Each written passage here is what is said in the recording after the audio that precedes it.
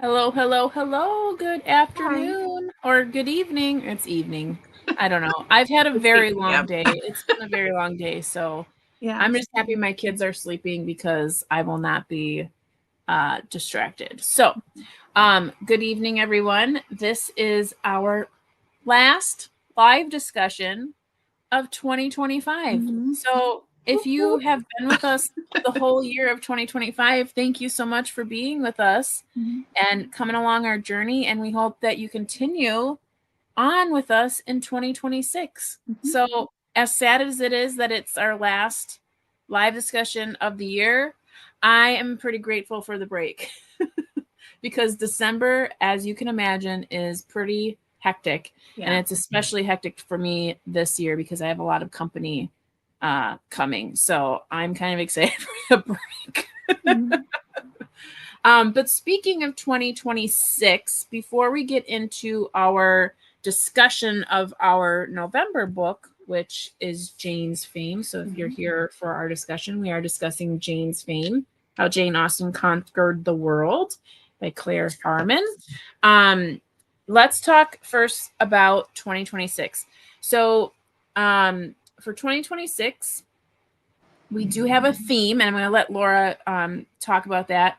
And we are still open for anyone who has any suggestions. And Laura will kind of explain how that goes. But before she does that, oh no, you go first, and then we'll say what the book is for January. Oh, So take it away. okay. All right. So we have about 4 months of the year, 5 months out of the year covered already. We don't do December, as Dani just said. We just always give everybody a break because we all need it. And personally, at least for me, I know I have a lot of books I need to read before the end of the year, and none of them are things that like are book club related. Some are a little dirty. Anyways, so for next year, our theme is to do decades. So January, accepting it's just the last 5 years. We're going backwards in time, a decade at a time. So what we have open right now, we've got 6 months open. We have March, which is the noughties, the early 2000s. April, the 1990s, the best decade, I think personally. June, which is the 70s. We have September, October, and November, and that's the 1940s, 30s, and 20s. So for those months, we just ask that you pick 3 books that were published in that decade, and you can send them to me either through my email, which is heybookbubbler@gmail.com. If you're in our Voxer group, you can put them there. You can leave a comment on like this live show once it's posted. Anything you want to, any way you can reach out to us, it will get to me. And if you could do that by Christmas, that would be great. We could plan for the year. So currently, like I said, we've got just over half the year available. And I really hope that this is going to go over well. I'm excited about this. I'm excited to have a theme. And yeah, I'm excited what the picks people have so far that they've submitted. I don't know. I feel reinvigorated for the book club for next year now. So I yeah. love themes. I Mhm. absolutely love themes. So I'm super pumped and excited for Yeah. next year. I feel like, not that I was in a reading slump this year, I was not, but I feel like I had a very, very mood reader year and just Mhm. kind of read wherever, which was great, which was fine. But I have a few challenges that I'd like to do next year. So I'm excited that this is one that will also be fun. Yeah. Um, I'm excited. I love themes. I love themes. So that being said, like Laura said, the January book is what we've had from 2020 to 2025, and that Mhm. book is already selected, and Yep. that is Liam Moriarty's Apples Never Fall. Yep. So if you are interested in reading with us, this is the book that we'll be reading. It is a hefty book, but as we've read Leanne Moriarty before, it flies by, especially once the kind of crescendo happens. It just kind of, it's like a snowball down the hill. It's very fast, and me personally, I've read several of her books and I absolutely love them. So I'm excited to read this one, as I haven't yet, and I was surprised that I even found it at a thrift store, considering it is a newer book. So yeah, excited about that. Yeah. And what's the date when we come back, when we have a reading sprints? Is that the 6th of January? The 6th. Yep. So we'll stick to our normal schedule of the Tuesdays. So the first Tuesday of every month will be our reading sprints. And that's where we will also share like titles for polling for voting on for the next month.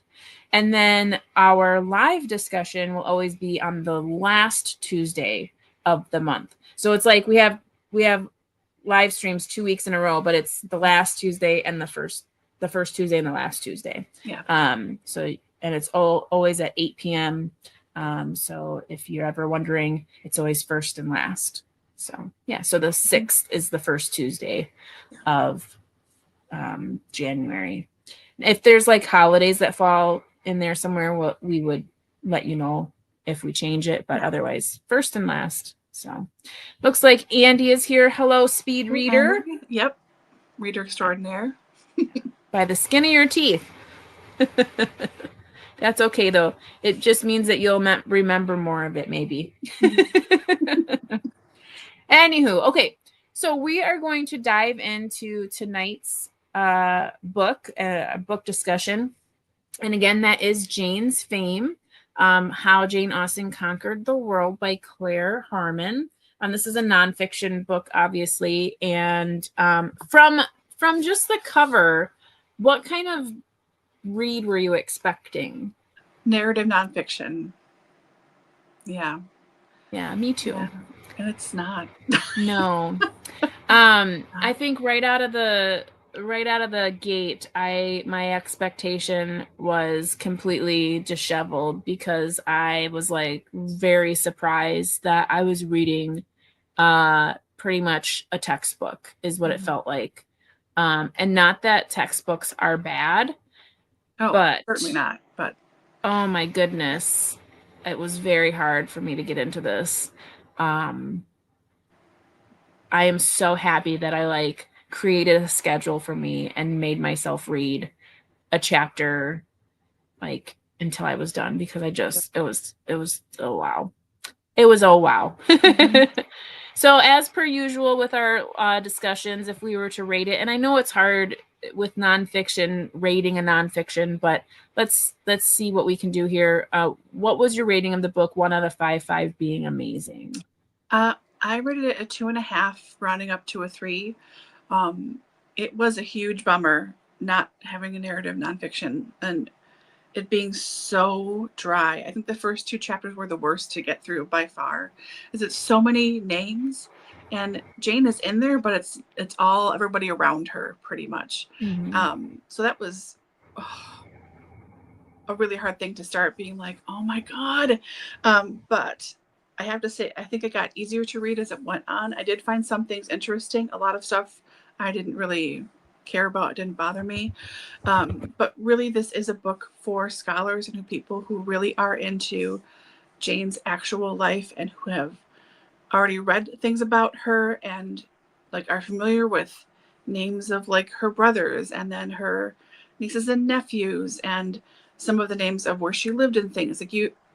It would be so helpful if you had that stuff already in your back pocket, so you had some kind of touch points to work from when you're getting this deluge of lists of people and things. But the reason why I round up and not round down is because she clearly did her research and she knows what she's talking about, seemingly. I mean, I don't know what else could be more comprehensive than this, quite frankly. I know that there are a lot of books out there that do similar things to this. But I really have to give her a lot of credit because this was a lot of work and it really shows. Excuse me. I liked that she included some photographs, some illustrations, whatever you want to call them, but not of the 2 or 3 that she talked about as being the most accurate of what Jane would have looked like. Why not include those? You have 4 versions of one portrait. Why do we have that and not the one that? Anyways, so it was a bummer. It's well written, but it's very academic and very dry. So 2.5, rounding up to a 3. Really. What do you think? On Goodreads, I'm going to give it a 3. My own personal enjoyment of it, it's a 2 for me. And for a lot of the reasons, like you mentioned, you can tell there's a lot of information here. There's a lot of information that I did not know, so it's nice. But going back to your comment about like having, this is like for scholars of Jane Austen, people who already are familiar with a lot of her activity during that time. And quite frankly, this was not about her really at all. It's about her legacy. So it's like you kind of get a little information about what she did when she was alive, and then like she dies in the references, and then now it picks up where it's all of this, the activity of what happened after she dies, which is very clearly the point of the book. Right. However, I feel like you get lost in the constant barrage of who has what, where things are, who's publishing what. I feel like in a book like this, how she's explaining all of these very intricate things, that there should have been more of a explanation of how that process works to begin with. So, you know, when the copyrights are being sold, or when certain houses were publishing. So the title itself is How Jane Austen Conquered the World. And unless I fell asleep halfway through every single sentence I read, I don't know if that was actually answered properly. There were a lot of points made to that direction, but then I was just kind of like, I'm not quite sure, like, but why did they decide to do that? Which then catapulted her to being read again. And then this happened, but why did they do that? Like, what prompted that? Like, so for me, I feel like there was a few disconnects that I was like, okay, I don't quite understand, but okay, I'm just going to move on because I need to get through this. Mm-hmm. So it'll get a 3 on Goodreads. It's not a bad book. It's just incredibly academic. And my enjoyment was very low. It was a 3.5 for me, having read Jane Austen at home. It does not compare, you know, and I feel like there is a mention of a different book where there's like a snarky remark about it, how it's not quite authentic. It wasn't quite accurate, but it's one of the most read or prestigious ones where it's very, it's very much about the landscape she lived in. So it paints a picture. It's very visual in that sense and I'm like, that's what I wanted though. That's right. What I wanted. That's what I wanted to read. And it's funny because I wouldn't consider myself a huge Jane Austen fan. I'm not, but I have read a lot of supplementary, you know, works. And I have to say, the ones that are like picture books are literally the best ones. The ones with the timelines. I love, like, when you have a full timeline of like, yeah. Okay, so this is when she was born, and then in her adolescence, the juvenilia that she created, the plays and stuff she did at home, like, so you get an understanding of her creative self and how that, you know, developed over time, and then how young she was when she started to write certain things, and like how that developed. And I liked the first, I think it was either first or second chapter, where the explanation of like the titles and how that kind of happened, and how she wasn't getting published, but then other books that were similar were getting published. And then like, so how that worked, that was interesting. There's a lot of interesting information here. Yeah. But for me, it just didn't hit the mark quite right. And I think it's because we have the luxury of comparing this to so many other things that we've read that are in similar respects. And so for me, it's like the other ones, as Andy's saying here too, it's like there's so many other ones that I just liked so much more. Mm-hmm. And I think especially, like, I feel like there's a whole chapter based on like really trying to understand what her likeness was like what did she actually look like? And for me, I just think like, I don't care. I want to know her creative structuring, like how did she become the writer she was? Like, you're so concerned about if Cassandra's portrait was accurate, and well, that can't be right because she's supposed to be pretty. No, who cares? Oh, she must be super tall. I don't care. I want to know who Jane was. I don't care what she looked like. And to that fact, too, like when they started to have the conversation about her sexuality or that, I was like, who cares? Mm-hmm. Like, I get it to like understand, like, oh, is she suggesting anything in here? Is she, so I get that part, but it almost seems like the critics or the researchers are more interested in like really like frivolous things instead of really getting to the core of who this writer is. And that's what I want to know. Like, I want to know what the hillside looked like and what she looked like when she looked out the window and in that, drawing room where she wrote these books, and she looked out the window and she imagined Darcy walking through, that's what I want to know. So this didn't hit the mark for me. That's for sure. Yeah. Yeah, the thing about her sister, that really infuriated me because I just thought to myself, like, really, how low can we go? Someone has become infamous, right? So now we're just gonna make up anything.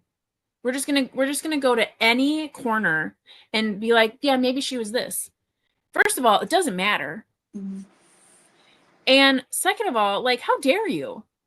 Like, you are assassinating someone's character, essentially, because that could really affect her reputation to some people, like, it doesn't affect me. Like, I was just like, you're stupid. When I read that, I was just like, and even if it were to be true, it does not matter. I am not here to judge her personality, her sexuality, her preferences. I am here to appreciate her creative, authorship. That's what I'm interested in, because for this young woman to have written, 7 full-length novels, including others in that short period of time, mm-hmm. and for all of them to be uniquely successful in a way, that's a huge accomplishment. Mm-hmm. And I don't feel like this book really explained the how she conquered the world, other than people just like were like, it was like stuff was coming out of a funnel, like really slowly. It was like trickling. Like the family was like, oh, I guess you can have the Watsons. Oh, you can have this portrait. And I get that, like, it's their family and they don't want to like relinquish that stuff. But I thought it was odd, and I'm kind of going off on a tangent, and I'm sorry. I thought it was odd that there was a nephew who writes a memoir about his Auntie Jane, Special Jane, oh, dear Jane.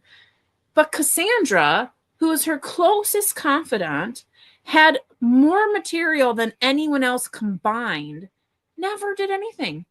Yeah. What the H? Mm-hmm. Like, that was what was very surprising to me. And that was one of the things that I was not aware of. Because, again, I don't dive this deep into Jane Austen. Quite frankly, I prefer all the picture books. Like, And so I was very surprised by that she basically hoarded all of her memorabilia and then destroyed as much of it as she could before she passed. Like, that was the most shocking thing to have read in here. I did not know that was, like, I did not know that. And James's autobiography of her, or biography of her, I should say, is like, I would say fairly well known in like circles, like if you've read her stuff, that it's really biased and he didn't really know her that well. So it's like, take it with a handful of salt, not a grain of salt. Take it with a handful of salt. So Right. I bought a copy, I know when, a long time ago, probably just after college, so decades ago now. And I have it here and I do want to read it sometime. And I'm kind of like, am I going to get pissed off at this guy because he just doesn't, whatever. And the thing that irritated me too, they talk about how, I think it was that biography by him, or was it the other James that wrote a book about her, like well after she had been passed. I forget which it was. Anyways, but they like view her and talk about her that she was such a like pious religious person, and I'm sure she went to church, and I'm sure she had religion in her life. Her brother was a pastor, you know, like I understand that it's not like it is now. Religion is different now than it was then, like as far as belief goes and everything. But that they made her out to be this like perfect kind of Christian, and she was so into the church and blah blah blah. And I really don't think she was. I'm sure she went to church. No. You know what I mean? But like all that stuff, like that was sort of like the whole thrust of that particular biography was that she was such a great Christian. And it's like, that's no, I don't think so. Like, Yeah. she was just a regular person who went to church and believed in God. And it wasn't like she's this shining example of Christianity. No, Well, and I feel she's an like author. Like, she wrote everything books. that yeah, I feel like everything that nephew did, it was basically like a money grab. Yeah. And I know that sounds silly because it's like how much did he actually make? But it was like trying to make himself relevant Yeah. as well, like because I And he think was involved in the church too, so that he could be like, oh, well, she was so and did this, yeah. blah, blah, blah. And it's like, no, come on. Yeah, because I mean the author really was very suggestive in the fact that like most of what he said was incorrect. Like Yeah. how, oh, she didn't do it for fame or money. And it's like, no, yes, she did. She had to live. Yes, she did. Mm-hmm. And oh, she was always so quiet and quaint and there's other parts to suggest that she wasn't. And I never got that impression for any of the other material I've ever read on her. No. Oh, and also like she was never interested in men and stuff. Right. When very clearly there's letters between other family members that she was like a little huntress, like trying to Yeah. like, dilly dally, like, ooh, like maybe when she was younger and as she grew up, she became a little bit more, reserved and whatnot. And we know that there were potential suitors involved. And regardless of, the true reason why those didn't come to fruition or if she was a recluse or someone who, had chosen, but I always got the impression that she felt more secure in her authorship by being a single woman, because once you were married, you lost a lot of rights. I mean, Right. not that women had a lot of rights, but you actually lost more because you became property. Right. So And it felt to me like she was so set on making sure she was going to be published that she was like, no, I don't want to get married. Like, not that she said that outright, but I feel like that's why she kept herself back from that, because she wanted to make sure that she was able to do what she wanted to do. And that was the most important thing to her, which I think is great. Yeah. And I think because she had two decent influences that of women who were authors in their own right. One of them is Fanny Burney, who I really enjoy reading. Fanny Burney was, I should say Frances Burney, because Fanny Burney sounds like you have Nina Whitman for that. But she, was married, but she, I think, was a very shrewd businesswoman and kept, from my understanding, was able to keep her income from writing like just to hers and was separate. And her husband was like not interested in getting her money, like it wasn't Yeah. enough money. He was a lord. So it was her she would look up to. She admired her books. And then they had, I think, at least like letters, friendship, a little bit, I think. I could be wrong on that. Anyways, and the other one was Mariah Edgeworth. And Mariah Edgeworth was, single her whole life. She was older. Jane got to know her, and they talk about her, them, not that they like got together all the time to talk, but that it's important that you keep writing as a single woman. It's important you keep writing as a single woman, and don't let people put you down on like you have worth and, your books are valuable and whatever else, So there's two good examples of people that she really looked up to, that she knew in passing or something, that were also essentially single women who were successful writers, and there weren't many of them at that point. Mm-hmm. You know, Right. So, yeah. I wanted to ask Andy, if you're here, how was the audiobook? What was the narrator like? How was that experience for you listening to it? Because maybe it was easier because it was just like a wash of names at the beginning, and you were like, "What? I don't know. I don't care. I don't know." Maybe it was okay. I know Andy usually reads it with the audio, so Yeah. she'd still physically or visually see them. Just going back, I didn't want to miss any Yeah. of Andy's I'm gonna grab previous another book. comments, but going back to the portion we were discussing about the sister, yeah, there's no evidence of why they would insinuate that. Absolutely. And Yeah. you're right, like they lived with the mother. So Mhm. and then regarding the notoriety, the first chapter of Pride and Prejudice, yeah. Oh, she had an accent. Okay. But not Okay. your favorite. Okay. All right. Also had no idea that George, the brother, was elsewhere, not really Yeah. mentioned in whatever they. So I knew. I don't know what I read. Because it's so hard, you like to keep up with like what you read about things. But I either last year or the year before, I read something about Jane Austen, and it must have been like, I know I had a ton of pictures because it was showing like manuscripts, and I really liked that. But it had mentioned, I didn't know this, but they would send kids away to like a different place to be raised sometimes, and then they would come back when they were older. But George, which I didn't know, and this book mentioned it, I didn't realize that I'm guessing maybe autistic or something that was not healthy, like he wasn't normal or whatever. So he actually was away, like being cared for much longer than his adolescence. And like, yeah, never mentioned. Like, I just don't know how, as a mother, like we're just sending our kids away, and like Just how it was. it's great. I know. And I think about that because I'm like, you know what though? It's the norm. So like in your head, you do it, and it's just the norm.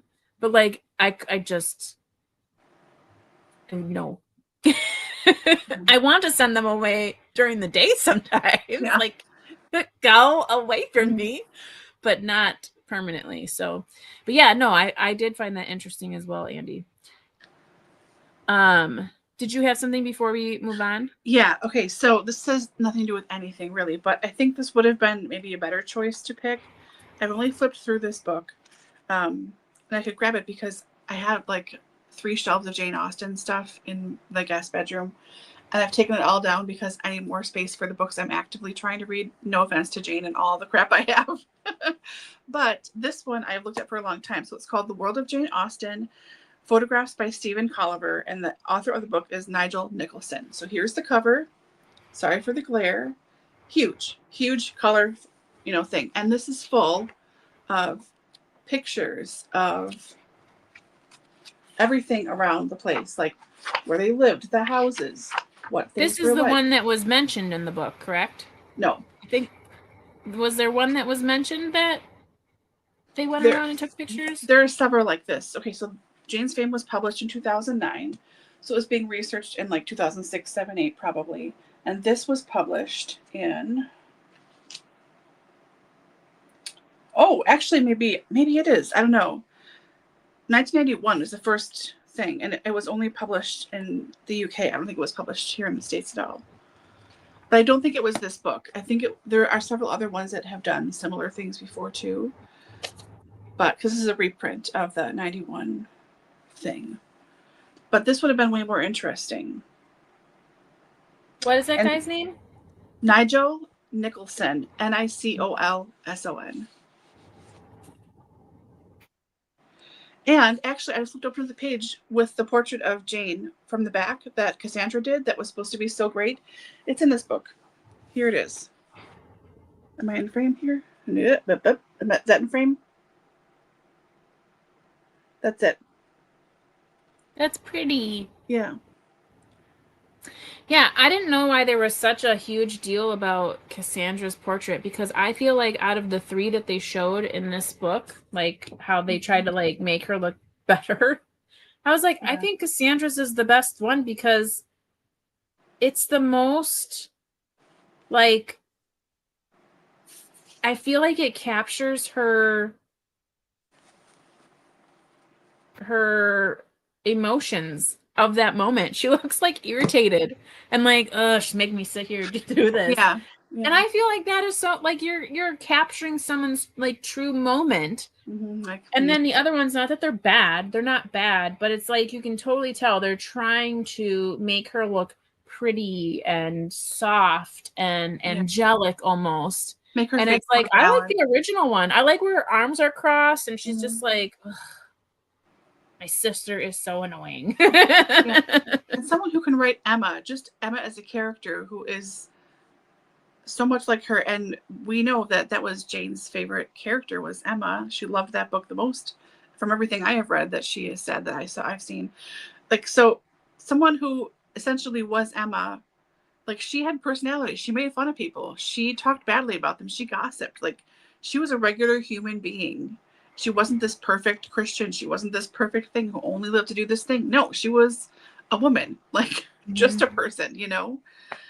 Let's not try and make this crazy, crazy thing about her. You know, everybody has bad days and you get pissed off and you don't like someone on site for no reason sometimes. And that's all okay, you know? You don't have to be this beautiful, perfect, even nose, all this stuff. No. That's a lot what they were explaining was like Yeah. making the eyes like symmetrical or whatever and like fixing the nose and like making so her arms aren't crossed. And I'm like, seriously.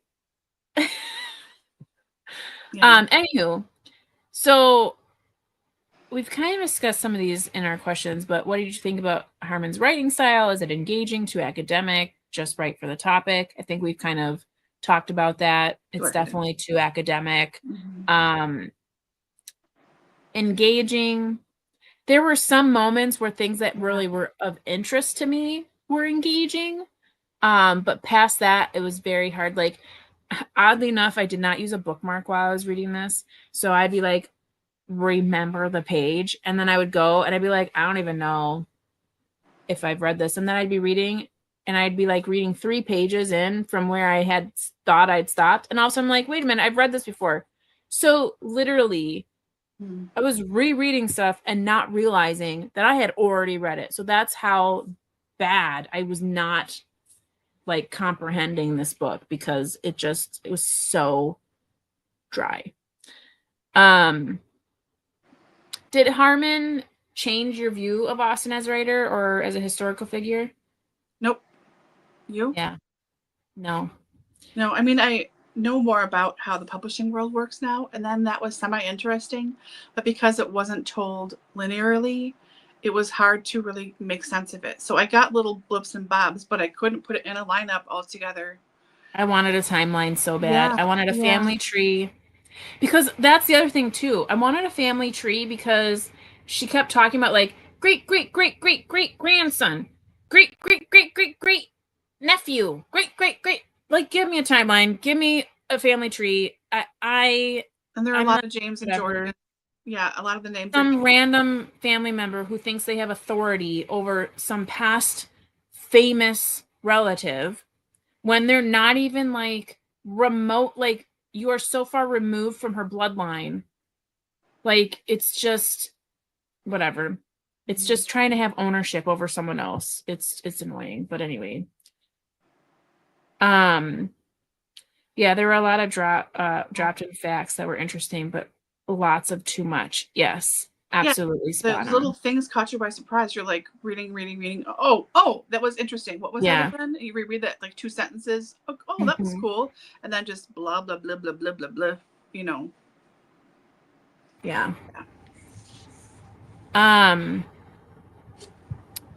Do you think Austen would be happy with her current fandom? The films, the merch, the cosplay, Austen tourism, or would she roll her eyes? Probably both. You know, I think she'd be tickled and shocked all hell as anybody would. you would find out like 250 years after your death that people are so obsessed with you, and there's these things called movies and TV shows and all this crap and all the books that are published now and so easily. And I think she'd be surprised, and I think she would be tickled, but also kind of like, why don't we all just take a beat and calm down? Like, yeah, I think as anyone who creates something and you put it out into the world, it's you own it, but you also don't own it. right. And I think the hardest thing, what's that? Once it's out there, it's out there. That's it. Yeah.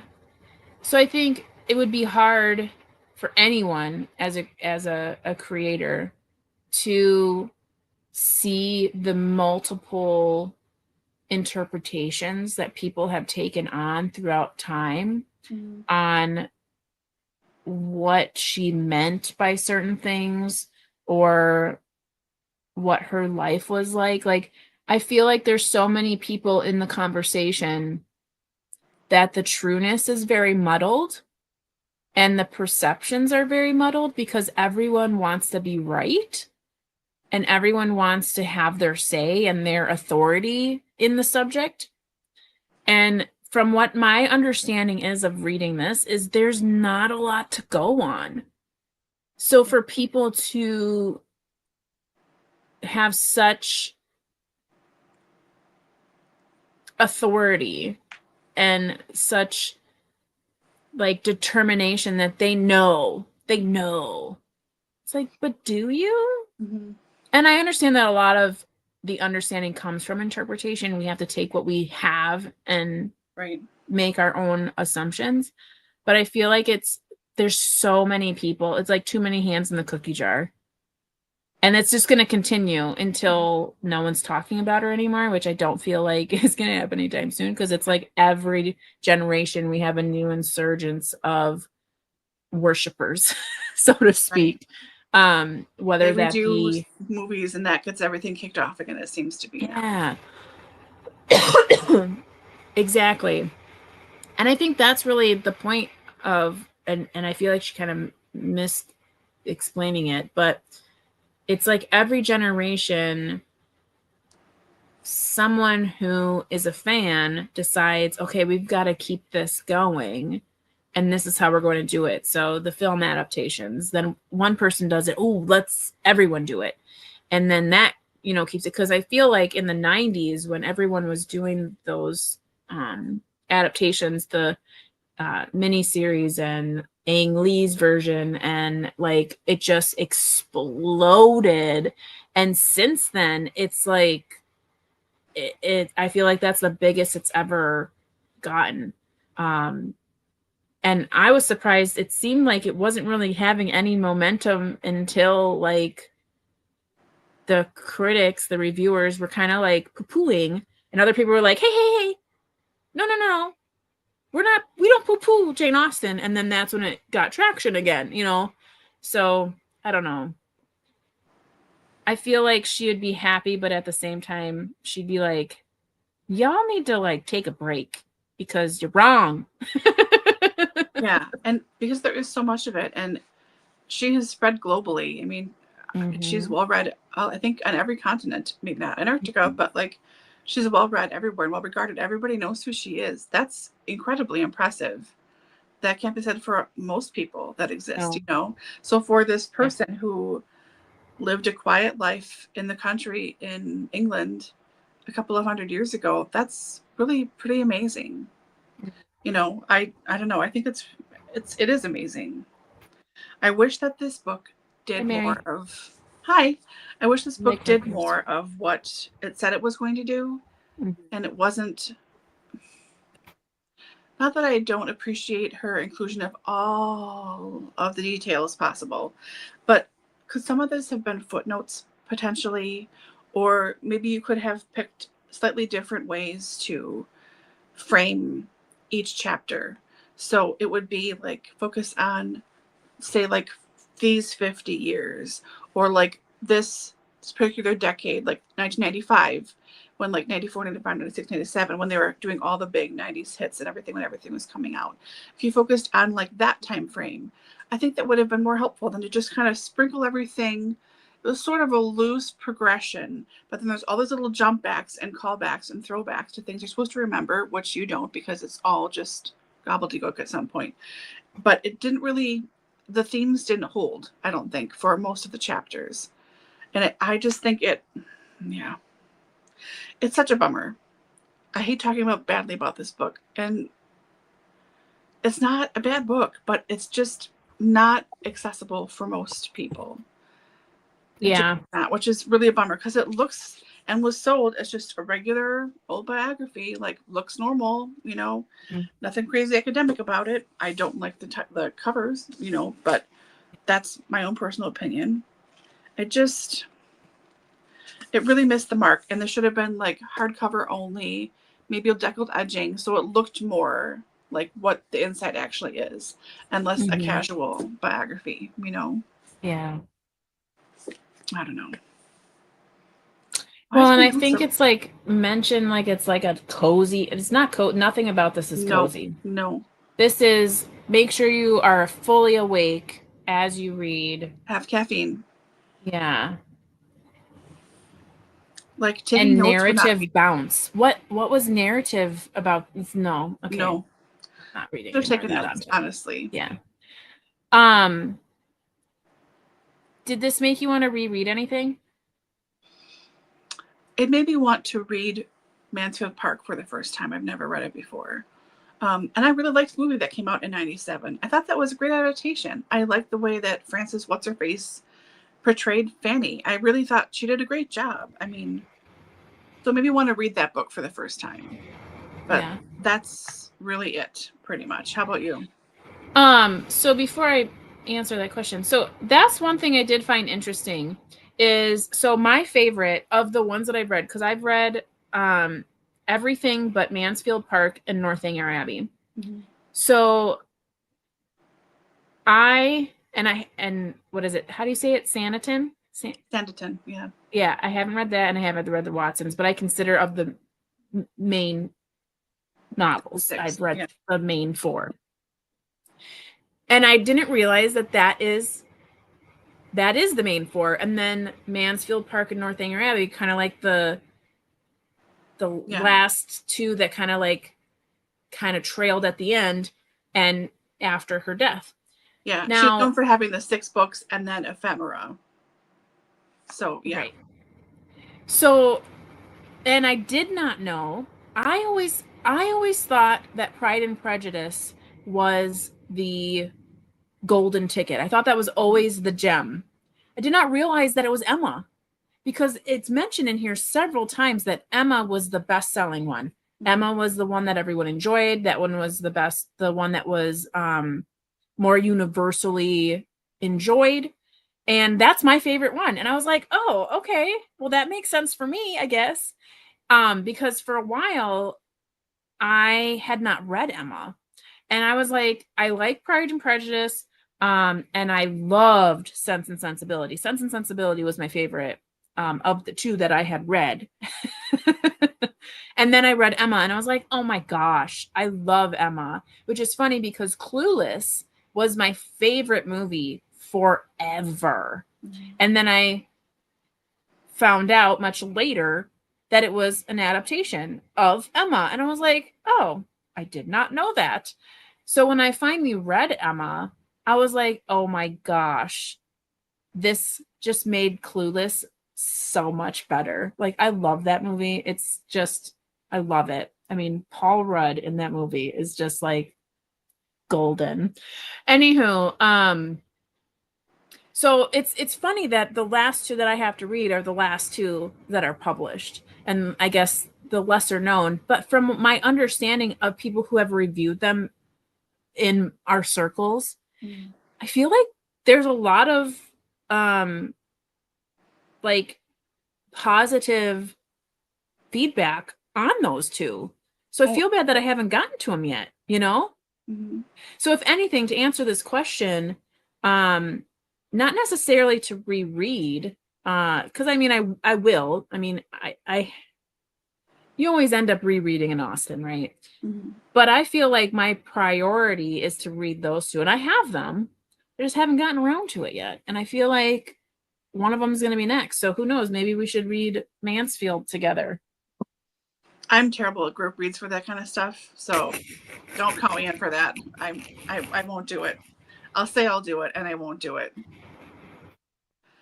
So I've never read Pride and Prejudice, and like that has to be on my own. Like that's got to be just me, you know, doing my own pace.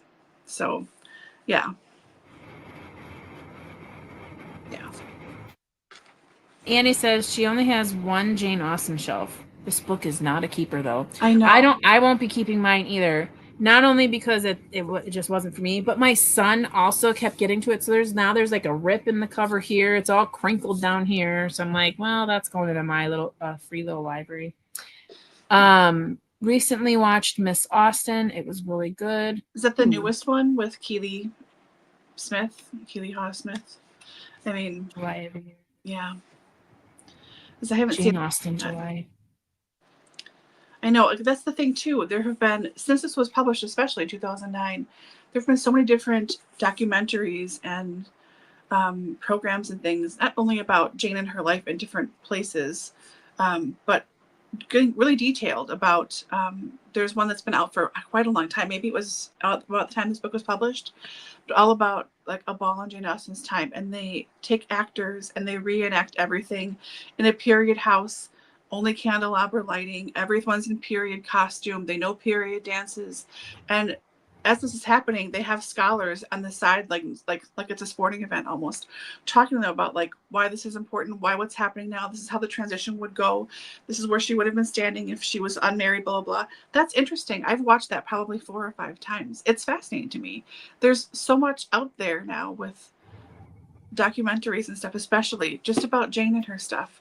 It's so fascinating. So watching those is way more interesting than reading this book. And I'm so sorry to this book, and I'm so sorry to Claire Harman, but like this is just not it, you know. It was okay. I wondered because I know it was supposed to be really good, this new one. Did you watch, I'm just thinking about movies, and it's not a documentary, but did you watch The Becoming Jane with Anne Hathaway? Did you like it? I did, but I also knew enough of the story to know that this was like a really, really broad stroke, and a lot of it was kind of guessing, you know. So I enjoyed it for what it was. I really had a good time. And it was more like a romantic, like reimagining. Yeah, I love Jane McAvoy, so I'm like, oh, good.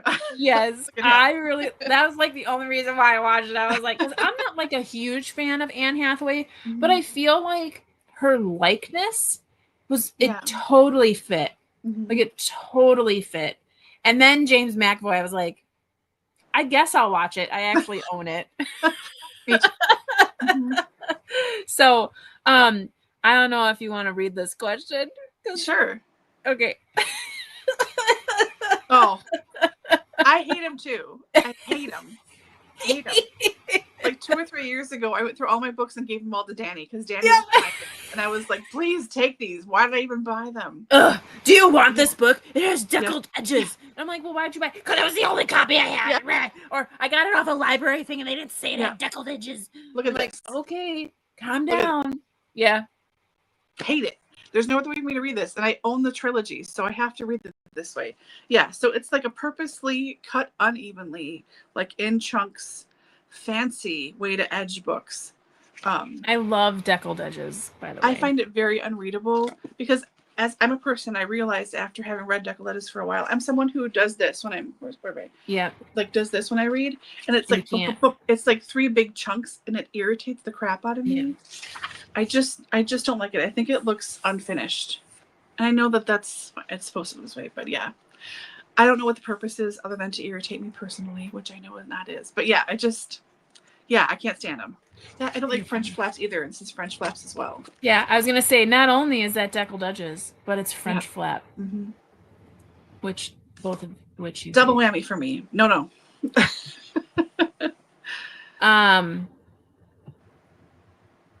As far as like adaptations, do you have a favorite adaptation?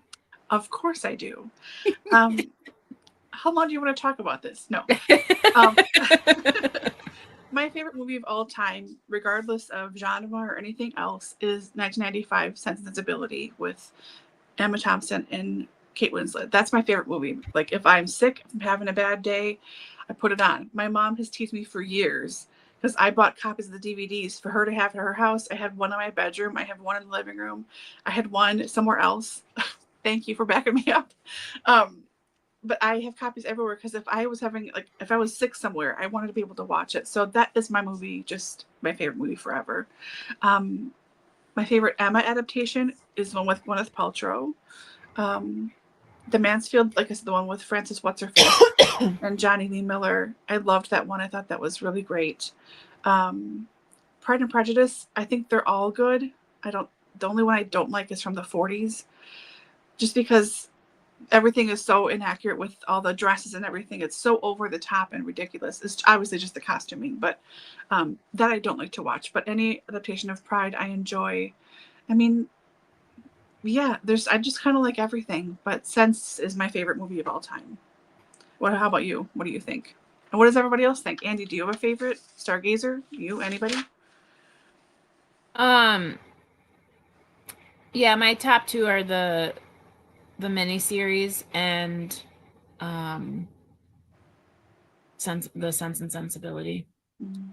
And I like the miniseries because what I like about miniseries in general is they have more time to complete the full entirety of the book. Mm-hmm. Whereas like movies, a lot gets taken out, obviously, because it's a fraction of what a miniseries can do.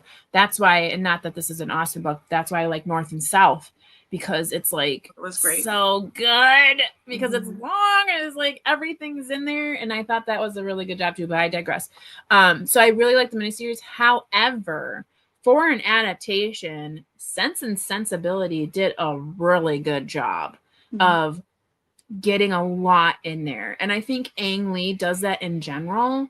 In his films, he is so good at making something short and sweet, but so profound, like in a moment. So what a scene maybe in a book is like a chapter, he can do it in a moment. Like he's just a really great director. I really appreciate his films. But yeah, if I were to say which one I like more,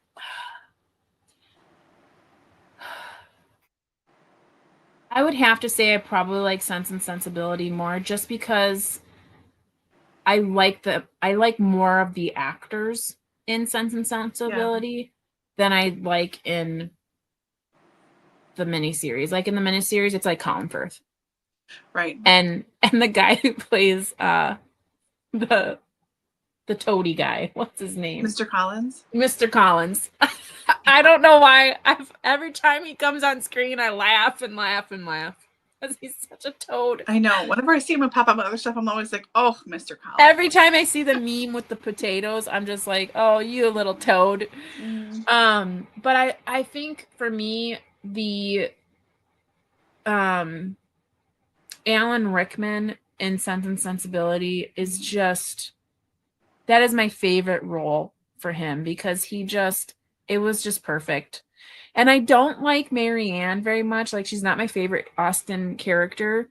But I really liked Alan Rickman. Yeah. It was just good. And of course, Emma Thompson is just perfect. It's just, she does a lovely job. So yeah, those two are my favorite adaptations. Yeah. But anywho, so we're just about up to an hour, and we kind of digress from our book. But are there any other topics or things that we may have missed that we wanted to discuss, specifically about the book? And I know my thing is talking about characters, plots. I mean, this is just a general question for any of our books, but yeah, I don't know. I don't think so.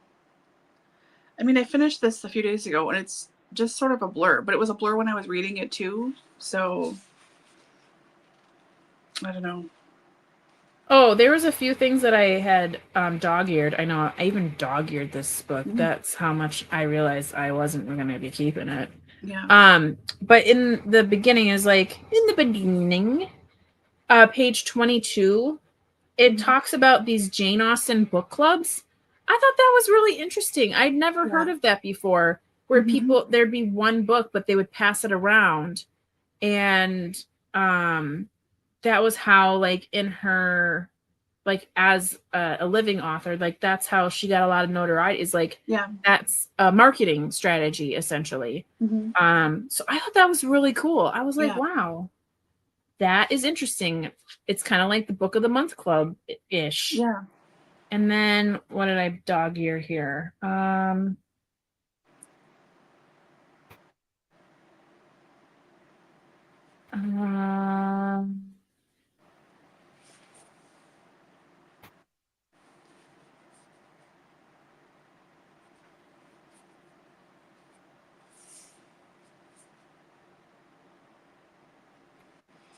will say, I really wish that Cassandra had written something herself about Jane, or at the very least would have corrected what everyone else was saying about her, instead of just collecting scraps of reviews, or someone knew something, or someone heard this, and someone read this, blah, blah, blah, blah, blah.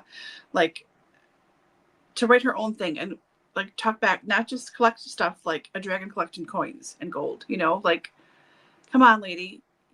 I know you want to protect your sister's reputation to a certain extent. I get that. Admirable to a point. But, like, to just do nothing with all of that information when it's clear that she was well regarded and well thought of for a long time after her death, and to just sit there and do nothing with that, like. I wonder if there's any kind of biographies or anything related to her and her life.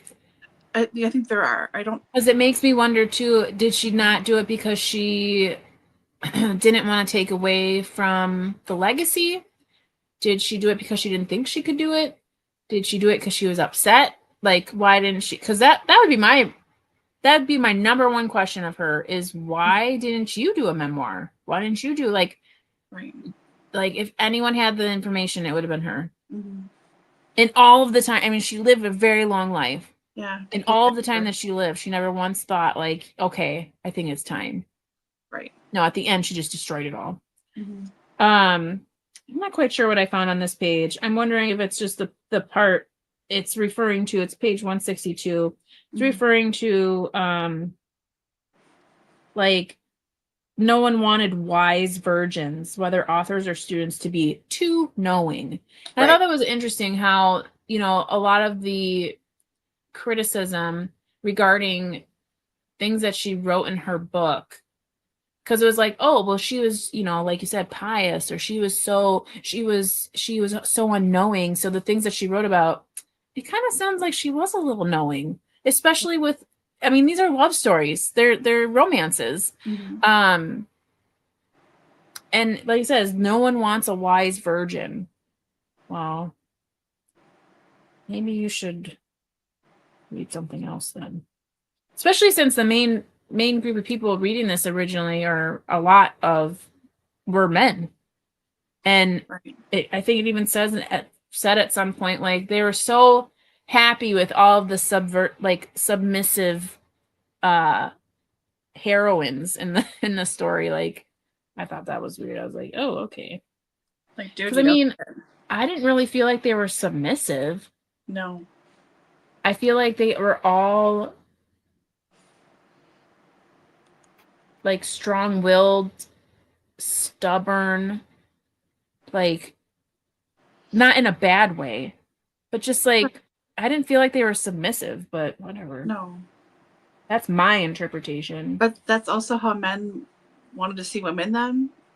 So regardless of what was being said in the page, they would have clearly, I think, missed any kind of anything that would have been, if anyone, like, any woman would have been like, are you kidding me, Stephen? No, that's not what like, come on, you know, like, but guys just didn't get it. Yeah. The last part I thought this was interesting, and I thought maybe you would too.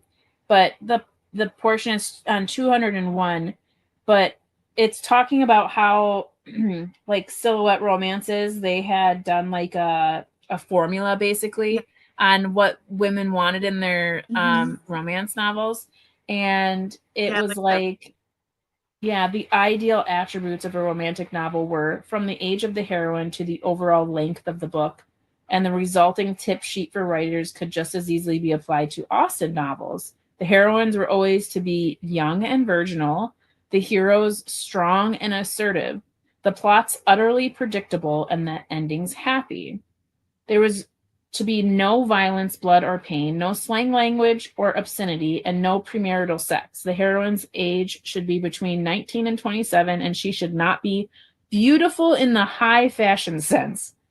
The hero should be 8 to 12 years older than the heroine, not necessarily handsome, but virile and not married. Though he could be bereaved or divorced as long as it wasn't his fault. Right, exactly. I laughed at that. I was Austen's novels clearly contributed to this formula as well as shared basic instincts behind it. And I think about a lot of the romance reads that I read currently, and some of this applies. Yeah. Like, and not like all of them, but in a lot of the cases, especially for like first time writers, a lot of this applies, especially when the heroine is young. It's like, yeah. And with all the different imprints now, especially of Harlequin, because Harlequin, I think, purchased Silhouette. I forget when that was. But anyways, it's category romance in general. I mean, there are certain lines that still, that's could be a current description of what they're looking for in books. I mean, probably half of what they do is like that, you know. A lot of lines have come and gone that were like dirtier, or I think they've merged a couple of their cleaner lines because they were selling okay but not great, so then they kind of just created a new line that combined closed doors, or like just like a handhold or a kiss, like a one on the spice level, you know, like there's a hint of intimacy but not even really like a make out session or anything, you know, it's just very chaste. But yeah, I do think that was very interesting reading that, you know, especially with category romance. Like, that's still pretty damn accurate. There is a limit for the word count. There is, you know, you have to have this kind of hero or heroine, and you pretty much stick to it. They have finally, as of a few years ago, started including LGBTQ characters, thank goodness. But that still stands for those books as well. You know, it's the same length, the same kind of plot points, the same kind of misunderstandings, and that was interesting. It did make me kind of chuckle and smile when I read that. I thought, yep, that's right. That's right. Okay, well, that is our final book of 2025. Believe it or not. Yay. So we have finished our bookish year, and we will start again in January, the 6th of January, with our reading sprints. And we will be reading Leanne Moriarty's Apples Never Fall. Yeah. And if you are interested in getting any suggestions to Laura, that is until Christmas. And you can email her at heybookbubbler@gmail.com. And yeah, I think that's it for next year. I'm excited. Me too. And